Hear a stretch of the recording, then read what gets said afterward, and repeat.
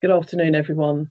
My name's Ellie McKinnon. I'll be leading the meeting this afternoon. We're just letting another whole bunch of people just joining, so we'll just wait until everybody's in, and then we'll make a start.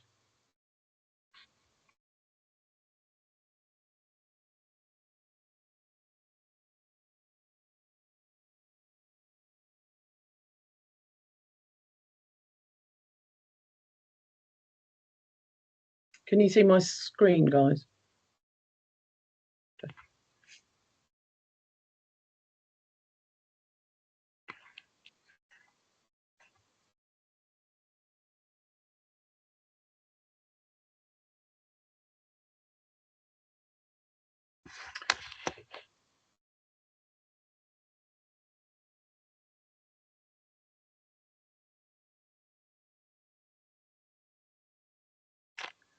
Okay, I think we'll make a start then.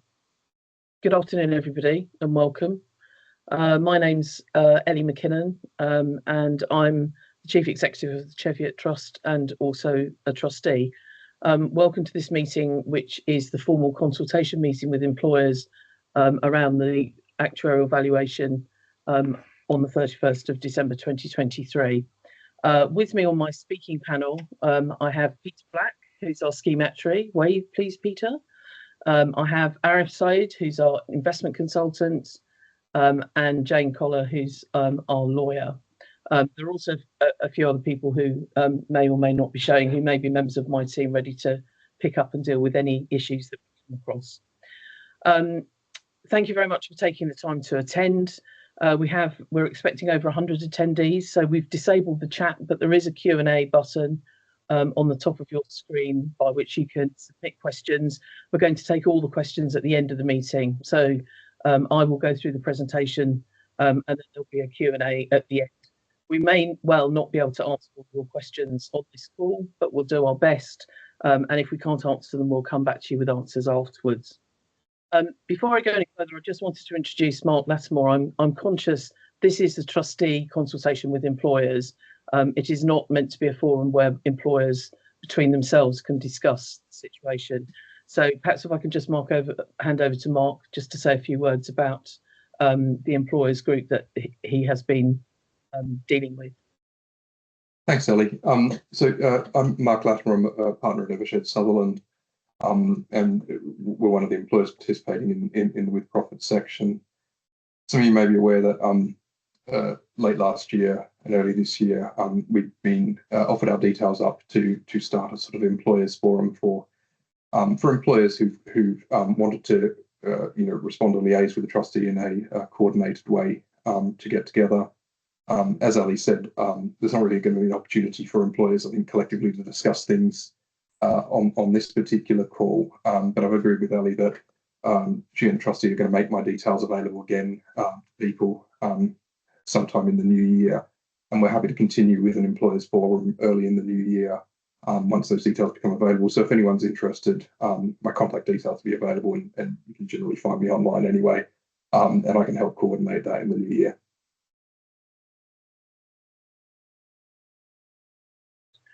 Great, thank you very much, Mark. Appreciate that.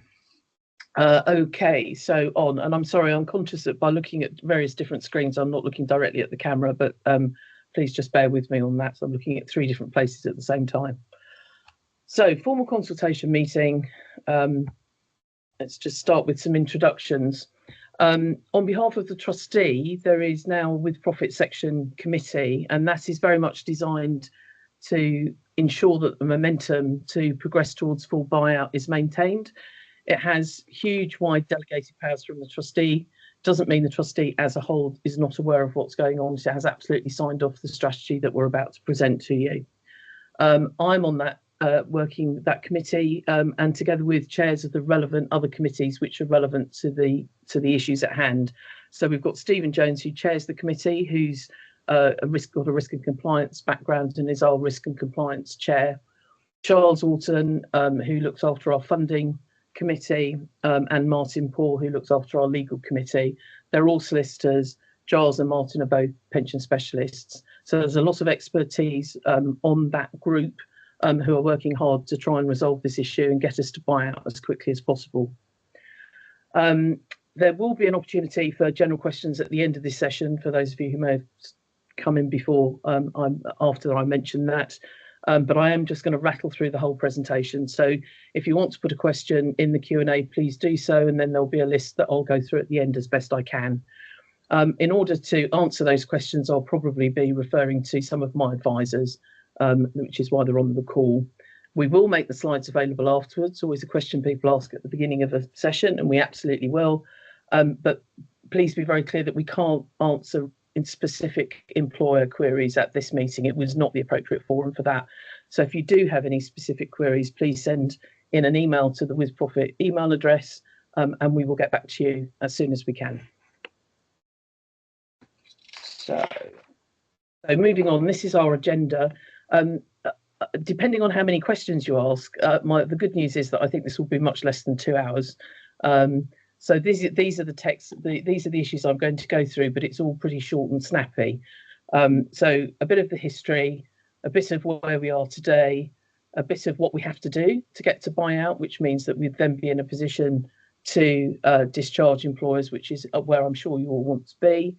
A bit about the technical issues which are challenging on this. The work we've done on the analysis of employers, which will show you how the deficit contributions are spread and what affordability we think there is for those contributions, and then just a brief slide about conclusions and timelines, and then on to questions.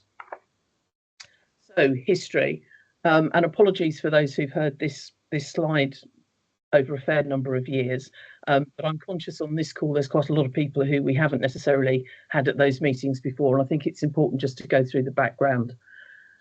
So the With Profit section, previously known as the Solicitor's Clerk Pension Fund and the Pension Scheme, and then the Solicitor's Staff Pension Scheme, was established in 1930. So it's got really, really old roots.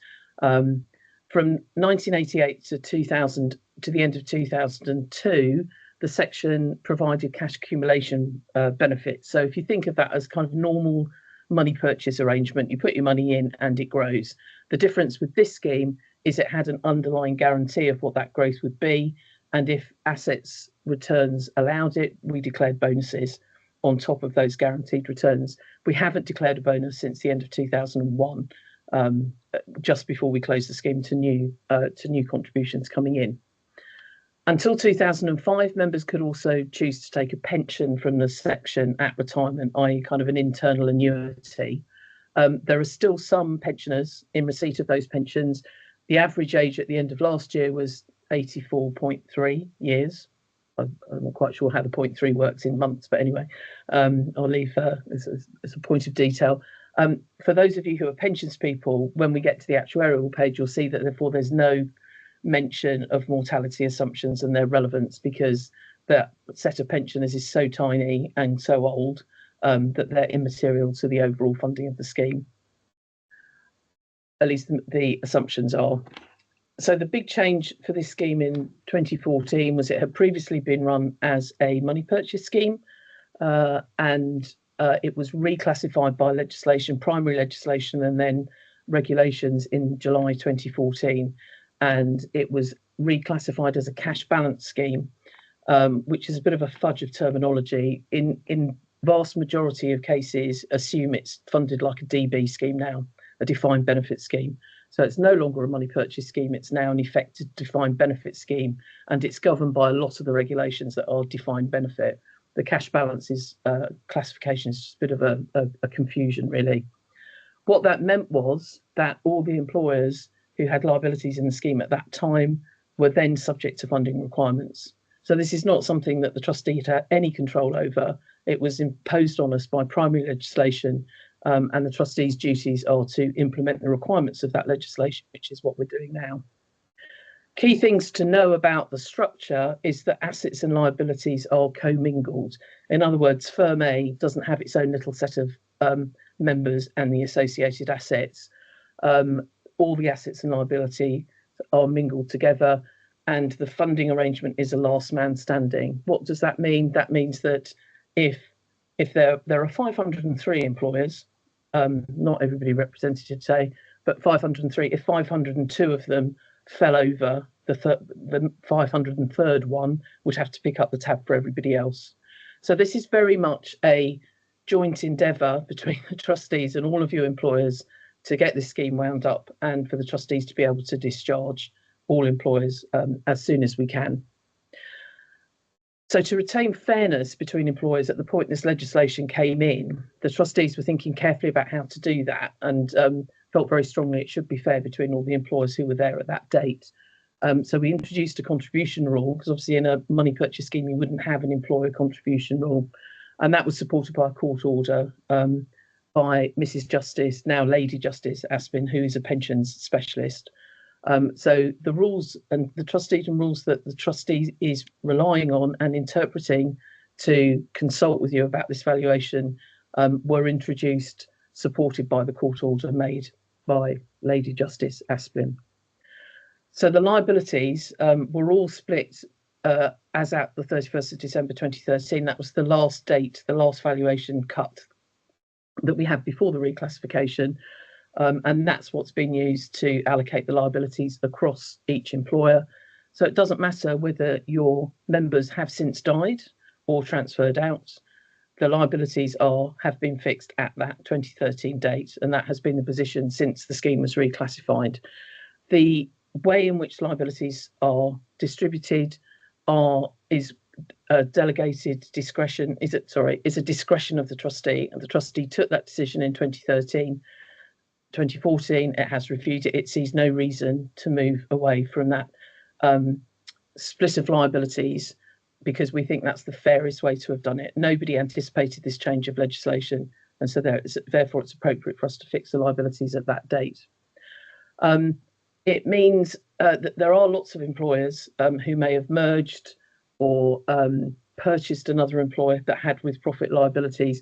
We do have the split of the underlying liabilities between those underlying firms. So if you've merged and there's now 5 bits of you that have got with profit liabilities, we will give you a total percentage, but we can also split that down into the individual firms' percentages if that would be helpful. So that's the history. Current position. So as I mentioned, our pensioners are very mature, and the scheme itself is very, very mature in pension scheme terms. Has a very short timescale during which the rest of the benefits are expected to be paid, and with a long tail of some very small benefits. And the assets supporting the section have reduced because we've got a very short timescale in which we need to pay these benefits out.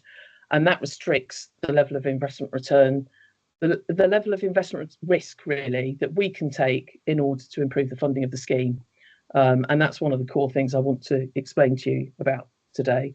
So we don't want to carry on taking investment risk to try and meet the costs of the benefits. And even if we put 100% of the assets on risk, it would not be enough to close the deficit that we currently have. So we want to buy out the schemes. Now, buy out the benefits is you basically purchase a policy with an insurer. The first stage of that is securing the benefits, which is often called buy-in in pension speak, but it's basically saying you give the insurer the money and you say, okay, right, in the future you're going to be responsible for these benefits. It then takes about a year or two to fully wind up the scheme, transfer the admin across, issue individual policies to all the members. And so we expect to secure the benefits by the end of 2029, but we expect it will take at least a year from then to finally wind up the scheme. Once the scheme is wound up, we will then be looking to discharge all employers.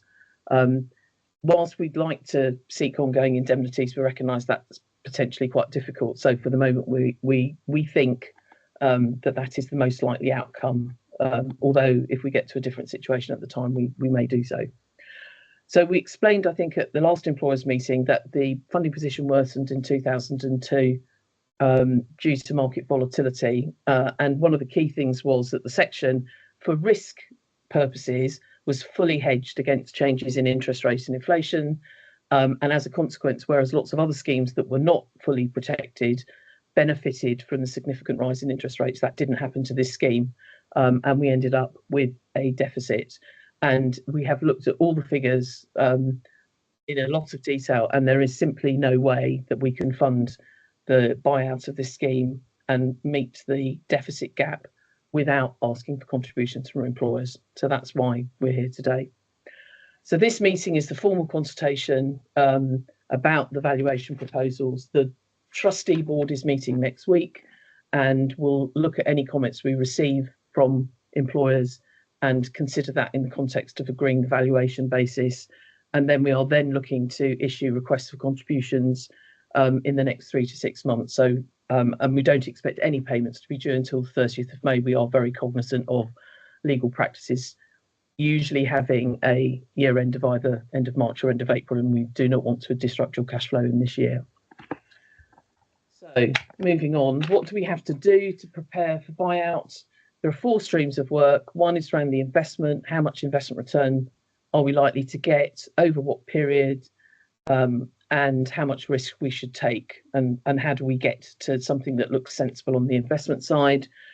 Actuarial, what deficit are we actually trying to recover? Looking at the prudent investment return, expenses, and the timescale for winding up and buying out the benefits. The technical issues, this has been looking at what trustee powers we have, how it is proper and reasonable and appropriate for us to use them, what that means in terms of classification of employers, and whether or not we could discharge employers. And I've just said we would expect to discharge people after buyout. That does not mean we won't keep that decision not to discharge people now under close review, but we at the moment do not think it's appropriate for us to discharge employers until the scheme has had its benefits secured with a life office, with an insurer.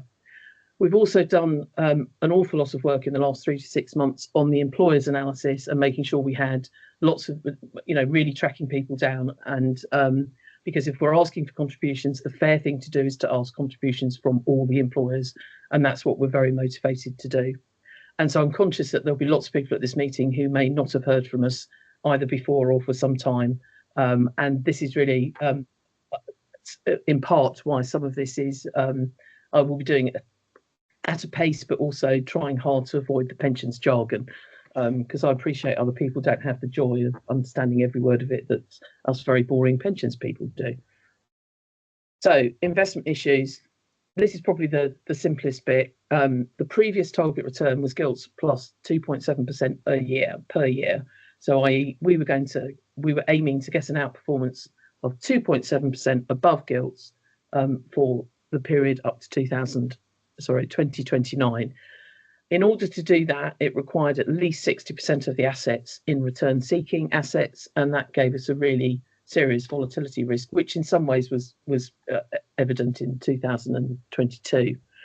We needed to look at that to say, actually, well, if we're asking people to pay contributions, we cannot have that level of volatility. It's too much risk. And the worst thing we could do is to have a investment strategy which led to the deficit increasing. So we are constrained by the short timescale we've got. So we've been working with Arif from VLK, who we appointed in February, to come up with a strategy that reduces the level of investment risk while still providing some returns. And there's also a revised strategy, and we're trying to manage everything as cheaply and effectively as possible. So a revised statement of investment principles was issued for consultation over the summer, and we didn't get any comments back from any employers on it, and has now been signed, and we're now implementing that new strategy. So going on to the actuarial issues, I'm a bit behind on my pages. Give me a moment. So what deficit are we trying to recover? There's several moving parts in this. So the first one is horribly jargonistic, I apologise, the discount rate. That is basically the amount assumed from future investment returns to reduce the deficit. So it's how much are we going to earn from the assets towards meeting that deficit. It's now going to be based on the new target that I've just talked about, which is now gilts plus 2% rather than gilts plus 2.7. The actuary always takes a prudent approach to that. So it would be very unusual to put in the actual investment target. So we're putting in a target of gilts plus 1.75. This is Peter's area, not mine. And that is running until mid-2029 because we're expecting to be making a payment to secure the benefits by the end of 2029. And you need to be in a kind of matching set of investments as you approach that to reduce volatility. So the expenses have been updated to include the calculation and collection of contributions, which is obviously something we didn't expect or want to have to do, legal fees, and the cost of going to market. So the cost of going out in 2028, 2029 and finding somebody to whom we can pass the benefits over and secure them by means of a payment. I've already talked about, we're expecting to issue requests for contributions in Q1, and we think most employers should be able to pay these in one payment, and interest will be charged if contributions are paid late, to make sure that they're not paid late and then that's a detriment on other employers.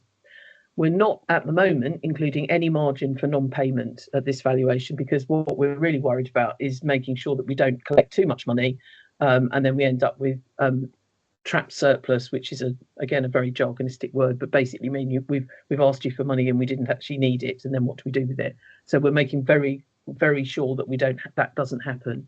So we're doing that. We have already identified some orphan debt, and there probably will be more orphan debt. And orphan debt is where we can't trace the employers, or the trust, or the employers are unable to pay, in which case that part of the liabilities will be distributed against across the other participating employers. Now, at the moment, we've got orphan debt of 1.5% of the liabilities. So that means that if you've had a previous number for the value for your part of the liabilities, that is likely to go up by about 1.5% when we next send out the liability numbers. If you haven't had your liability number, please ring and ask us for it. We can give it to you over the phone and confirm in writing.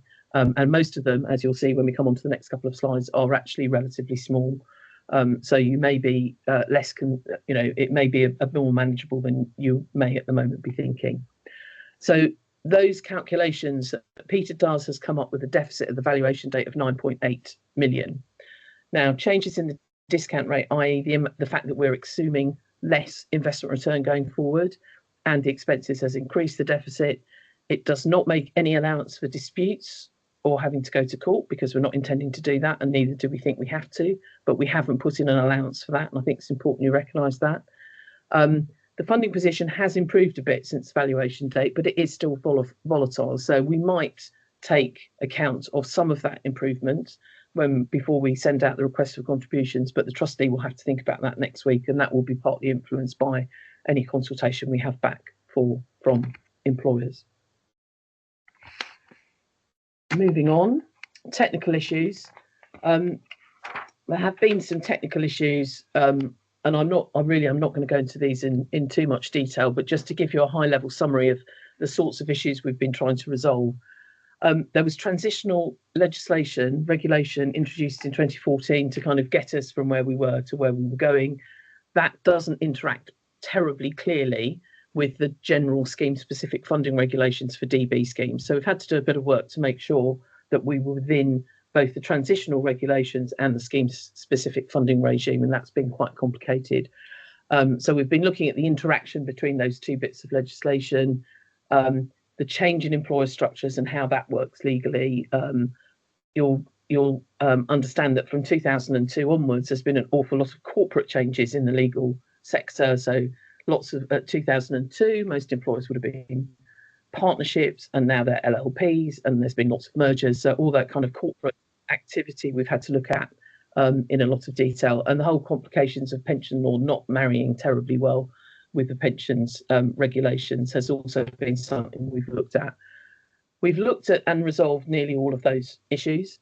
There are some technical uncertainties over statutory powers, but we don't actually think that's worth pursuing at the moment. So the trustee is assuming that it's going to go forward on the powers it has under the trusteedom rules.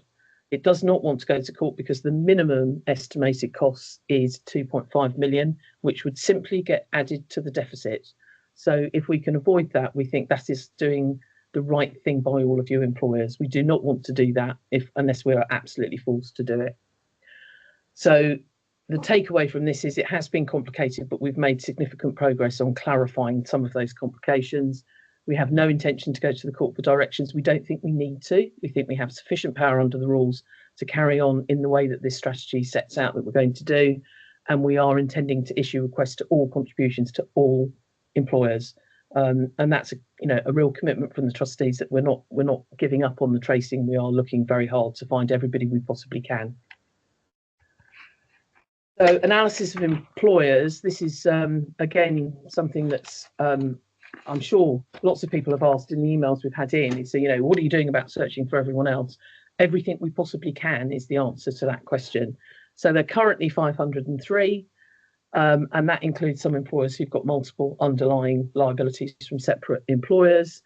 And we only at the moment have 1.59% of liabilities untraced. Now, that doesn't mean that we've managed to get a response or a contact from everybody that we've written to, but it does mean that we do have contacts from most of the firms. And we have employed a professional tracing agency to help us with the ones that we're really struggling to find. We've also looked at affordability, because it's no good tracing people if they actually can't afford to pay you anything. And we've done it based on a metrics from PwC, who are our covenant advisors, which has really averaged profits over the last 2 accounts and the last 2 years accounts, and looked at what the potential contribution liability looks like against that. Some employers, in fact, quite a few employers, I think, are still partnerships, so we haven't been able to look at those, and we have written out and asked people for their financial information, which is not available in the public domain. For those where it's not affordable, we will look at spreading contributions. There will be some interest payment, but it is not in our interest to put firms out of business. That is not what we're about. We want to come up with a reasonable, sensible payment plan. But for most employers, we do believe it's reasonable to expect you to pay in one hit. And to demonstrate that, this is the analysis of the deficit contribution. So the grey column is the total deficit. And then the next 4 columns are so the first light blue is contributions of less than £10,000. And there are 359 employers out of the 503 employers who fall in that category. So the vast majority of employers fall within that category. We then have 10k to 25k, and there's another 75 in there, 25 to 50, 35 in there, and then there's 36 that have got liabilities over 50k. So we think that's a quite good indication that for most employers, these contributions are affordable in one hit. And that's the basis we're taking. That does not mean if you write in and say, well, we can't afford to pay it in one hit, we're not going to sit and talk to you. Of course we will. But that's the basis on which we're assuming that asking people to pay in one hit as the first approach is reasonable. The other analysis we've done is affordability. And this is based on this assessment by or the matrix given to us by PwC. And again, you've got the 9.8 million in the grey box. You've got total affordable, which is everybody we think can actually pay it. Some of those we know will have to pay it over 3 years, but we know that and agree it. And that's 81.37% of the liabilities. So given that we're looking to buy out the benefits in 5 or 6 years, that's actually a pretty reasonable percentage that over 3 years we should be able to get back up to fully funding.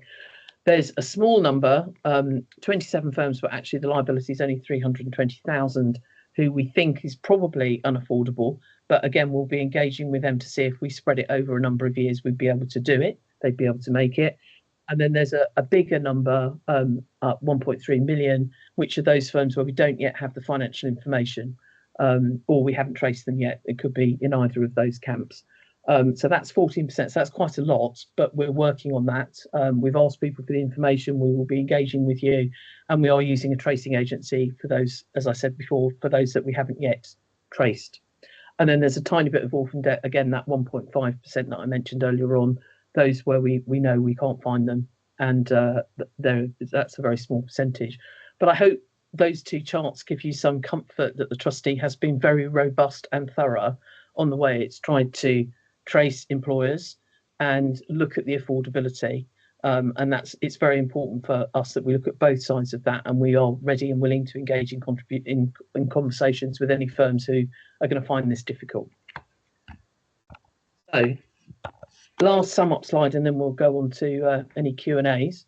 The trustee feels it's acting properly, it's taken advice that it's acting properly, it has to fulfil its duties under the funding requirements, so it has to collect contributions, but we're looking to do it in a pragmatic and proportionate approach, a pragmatic and proportionate way, in order to least disrupt the employers, for whom we absolutely understand this will have come, for some of you at least, as a surprise. Once we secure the benefits and then move to buyouts, we will then be in a position where we expect to be able to discharge employers. So that's the position, I think. It may be the only thing that everybody on this call can agree with me about, but I think that is the one that everyone wants to get to. So we were going to be issuing contribution notices from January 2025, and the level of orphan debt is very small at the moment. It may grow when we've tried to find those other employers, or for some of those where it's not affordable, and that will be reconsidered if necessary at the next valuation at the end of December 2026. And now that valuation will also be subject to the new funding code, which will restrict the trustee's ability in some ways to the amount of investment return it will be able to target at that stage. So that's, I think, a very whistle-top tour of the various aspects that the trustee has looked at. I hope it's helpful to set the scene. Do we have any Q&As? I'm assuming we do. Let's just have a look. Okay. Right, perhaps some of them are. Let's start for the first one. We have had quite a lot of emails. We will respond to you just as soon as we can. We're trying to get them turned around and out to you in 2 or 3 days, but we did have an awful lot last week, so bear with us. We will come back to you about if you need clarification of what the benefits are. That's the first one. On the second one,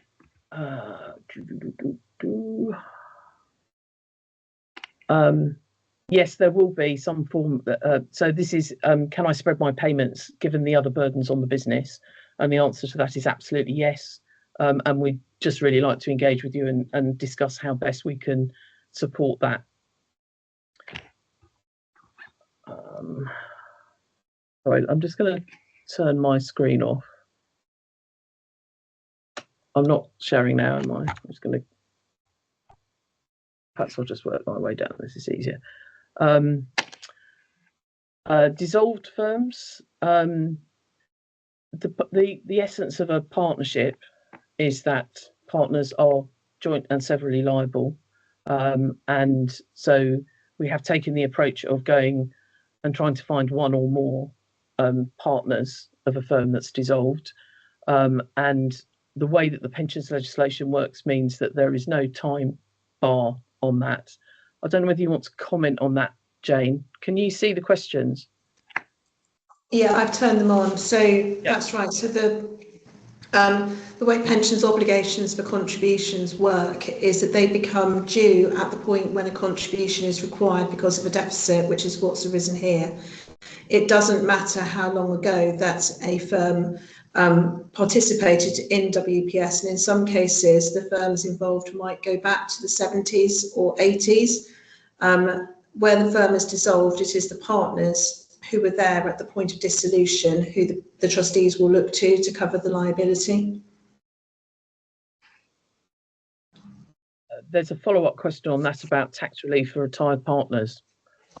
Pass, but we'll come back to you. I think that's something that will have to be looked at, because that we haven't got that far in terms of thinking, but it's a good question and it will be looked at. Yeah, okay. Let's see if there's any more.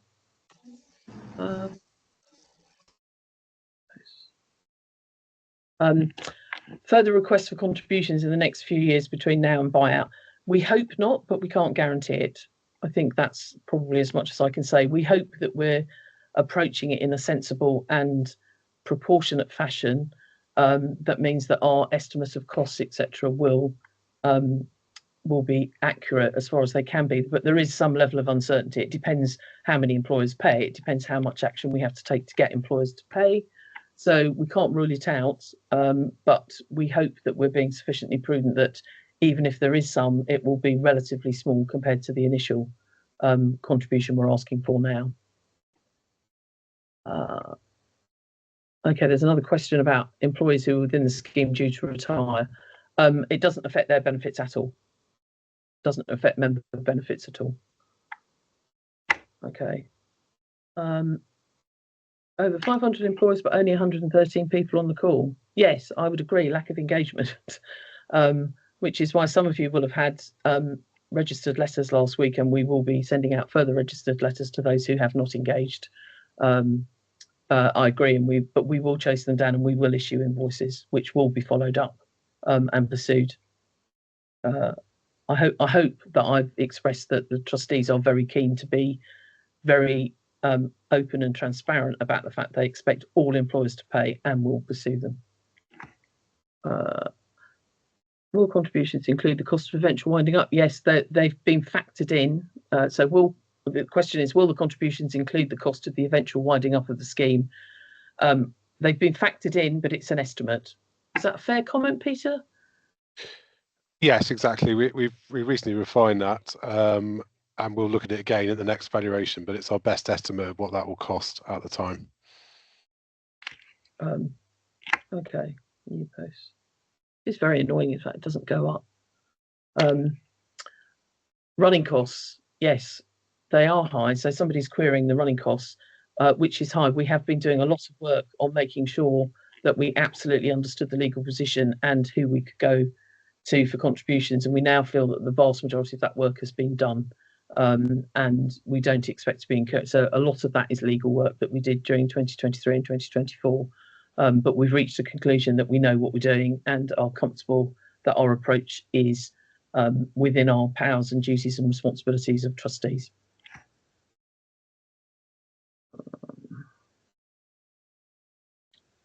Can you have a copy of the presentation deck? Yes, absolutely. For those of you who were not here quite at the beginning, we will send out the deck. Okay. I don't have any other questions, I don't think, unless I've missed any. I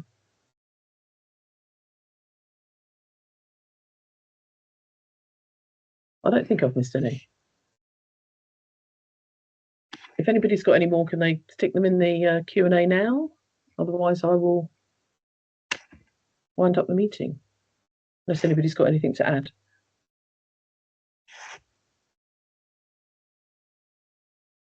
Okay, right. Well, thank you very much for your time and attention. I've given you back a whole hour and 20 minutes in a day, which is, I always think, quite appreciated by everyone. If you do have any scheme-specific queries, please do email us. And we have resourced up that team so that we can get back to people as quickly as possible. But some of it is quite technical and quite difficult, so bear with us.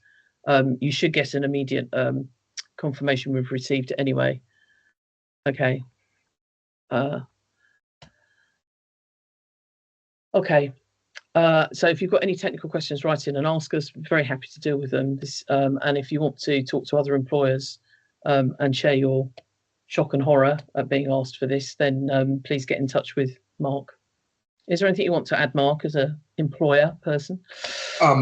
No, really just to say thanks for going through the presentation and circulating it afterwards. And as I said at the start, if people wanted to get in touch, we'll try and put together a kind of version of this, but the employers only to discuss matters early in the new year.